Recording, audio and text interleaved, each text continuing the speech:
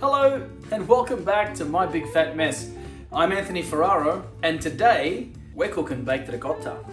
I mean, ricotta is amazing because you can use it pretty much however you like. Come and have a look at this. So this is 1.5 kilos of fresh ricotta. Now you can put this in pastas, in sandwiches, you can put a little bit of honey over the top and some cinnamon, really nice for breakfast. There are so many uses for ricotta. We are going to bake it today, and you can make this as simple or as complicated or as fancy as you like. You can literally just take it straight out of here, put it into a baking dish and into the oven, or you can add a few aromatics. So today I'm going to add some aromatics, and the aromatics I want to use, lemon rind, just the rind, that's all, and I've got a little bit of thyme.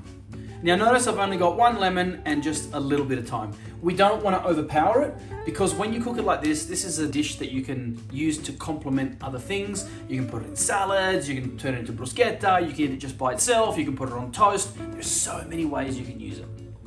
So what we're going to do is we're going to preheat our oven. This takes 2 hours to cook. So what I like to do is preheat the oven to 140, put it in for 1 hour, and then at the 1 hour mark, turn it up to 150 and let it finish off. I'm going to get this ricotta prepped and ready, and then we'll keep going.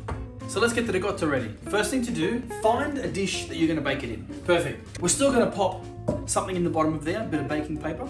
So you could literally just take this out of here, pop it in there, put it into your oven, and off you go. I'm gonna flavor this first with some aromatics. I wanna get my aromatics ready first. I don't want the stalks are tough, so whatever comes off is perfectly fine. See, look at that, that's where all the toughness is. We don't need that, we can get rid of that. So just dice that up really fine. That's it, that's our aromatics, done. We're gonna zest that straight in. So I am gonna line the bottom with some baking paper, even though it is a grease-proof tin, always put something on the bottom. We're gonna do a little bit of chef origami. Fold it in half. Go again, in half. We're going to go again. So that is our beautiful triangle. Then we're going to put it roughly into the center, and then you're gonna trim the excess off, and then when we open it all up, it should be big enough to just fit on the bottom nicely, like so. So the ricotta comes in a scuola pasta. That's what we call it, a colander. Literally just pop it out of the colander. I want to cut it just in half. So I just want to go in half very gently. Another thing you could use, which I don't have here, is a piece of fishing wire. And you could literally just get the fishing wire and all the way across, just like you're cutting clay. So then off comes our top. Fantastic. That is our bottom piece. Brilliant. This now goes straight into the base, and we are going to add our aromatics. Just a little bit of thyme and zest. We don't want any of the white stuff in there. The pith is quite bitter. Done. Pop our lid back on, and then any other little bits, just pop them in there. This will now take the shape of the actual dish and the tray. As that cooks very gently, all of those oils and flavors are going to permeate all the way through. First hour at 140, second hour at 150. I'm going to quickly wash my hands and then we'll get it straight into the oven. That's what it looks like inside. Let's start the baking. 140, let's come back at 1 hour and we'll notch it up to 150, and then after that, we'll be good to go. So it's been just on an hour or maybe a little bit over. Let's have a bit of a look. Not a lot of color, but there is still a little bit of color through there, which is nice. It's still firm to touch, which is brilliant. All of that texture has stayed on. I'm really happy with that. So I'm just gonna gently spin that now, and I'm gonna go up to 150 for another hour. We're a little bit over the 2 hour mark. 2.5 hours is where it's been sitting. So come and have a look. Because I just didn't get the color of caramel that I wanted on it. But this now is perfect in my books. That is how you know that it's ready. Beautiful caramel all the way on the outside. There's no oozing anymore. It's flattened out gently. Perfect. Once this rests, I want to use this to create 2 other dishes. Very simple, very easy. So you can keep that, slice it by itself, serve it with antipasto. You can eat it by itself, put it on some toast, or we can make a cheeky little salad. In this bowl, I have rocket and baby spinach. It's amazing, fantastic. I want to throw in some walnuts, cherry tomatoes, pumpkin, and I want to crumble some of the baked ricotta in there. I think that's going to be an absolutely beautiful salad. I'm going to season that with a little bit of salt, a little bit of pepper, and then a classic vino cotto. It's a great base product, non-alcoholic, cooked down and reduced to create this beautiful syrupy-like texture. You can actually get this stuff from Coles, from Woolies, any good supermarket, a deli. It's like syrup. So it looks like balsamic vinegar, but it's not, it's sweet. So we're gonna put extra virgin olive oil. This is a really good one. SC Pennell from McLaren Vale. So we're gonna compile that. I need to cook this. So while the oven is on, I'm gonna chop this up and bake it. And then once this is baked, I'm gonna put this together and you're gonna see how to make a beautiful salad. The other thing I thought while the oven's on as well, I'm gonna make a little bruschetta. So we'll have some rocket, some sliced tomatoes. We'll put that on toasted bread with a little bit of extra virgin olive oil and a little bit of the vino cotto and also the absolutely amazing baked ricotta. I'm gonna get all this chopped up and ready to go, and then we'll put them all together, and I'll also pop this in the oven. I'm just gonna bake them the way they are, and I have a little secret that I haven't shown you here, just something tucked up my sleeve. So when you're dealing with a pumpkin, look, these things are hard. Do be careful when you're cutting them. If it's already been split in half, just use that so you can top and tail and peel. It's much more manageable. I've got cheeky little peeler here. You can just peel all the skin off. Some people like eating the skin, I don't. So I peel everything off. I've just ramped up the heat to 200 degrees because I want to actually bake this nicely. It's still a fan-forced oven. I've also already lined the bottom of my tin with some parchment paper. It just helps it to not stick. Now, I do bake with extra virgin olive oil and with olive oil. Do not bake with a very good quality one that is good raw. The SC Pennell, I use raw, it's cold pressed, it's absolutely amazing. The other stuff from Coles or Woolies or whatever, it is organic, it is cold pressed, it is still very good quality, but not to the extent that is. So, cube it up. I don't like massive chunks in my salads. And there we have it. Boom, done.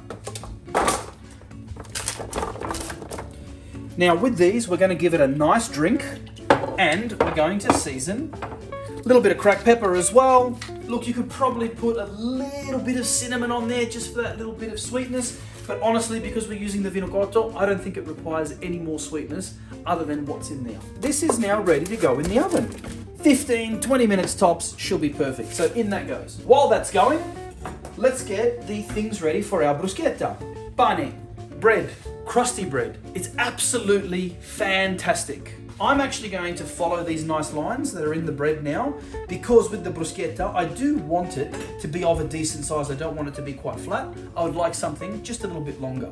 I like to throw these in the oven anyway. That is basically what you're going to end up with. Now these ones here, I'm not going to oil them. I'm not going to butter them. They don't require anything else. You can if you like. These are just going straight onto my tray. So these are gonna go in the oven as well. Still at 200 degrees. They're gonna go in on the bottom of the pumpkin. These will be ready obviously first. I will turn them once, and then I'll come out and I'll start assembling the bruschetta. So the pumpkin's ready. Come on, let's get it out. It's got a bit of pepper when it comes out of there, doesn't it? It's perfect. That's all I want. I don't want too much color. I just want it soft and gooey and sweet. So this dish is going to be, well, both of them. They can be served either cold or warm. I'm gonna do them warm. So the bread came out of the oven moments ago. As you can see, not a lot of color. I don't want color. All I want, can you hear that? The sound, that's what we need. And this is the part where you have to get a bit messy. This is where the fun happens in cooking. Let's prep our salad. I've already chopped the cherry tomatoes, and these are the Roma cherry tomatoes. Fantastic. The walnuts, I've already chopped them as well. I haven't cut the ricotta yet because it was still a little bit too warm. It's now cool enough. So, fun time, let's get our hands messy. Olive oil. I always put olive oil first on my lettuce, and then a good healthy whack on this one too. Salt. Sale e sapienza. That's what my nonna used to say. Salt is wisdom. Bit of pepper too. Not so much pepper in there because the rocket is naturally peppery. Get it all in there. So what we're doing now is we're just gently and nicely coating all of the leaves, and we're mixing the salt around because this is where you need it. Now, I said to you before that I had a bit of a surprise. It's garlic, but not any type of garlic. It's raw garlic. I don't want to cook the garlic or roast the garlic. It changes the flavor.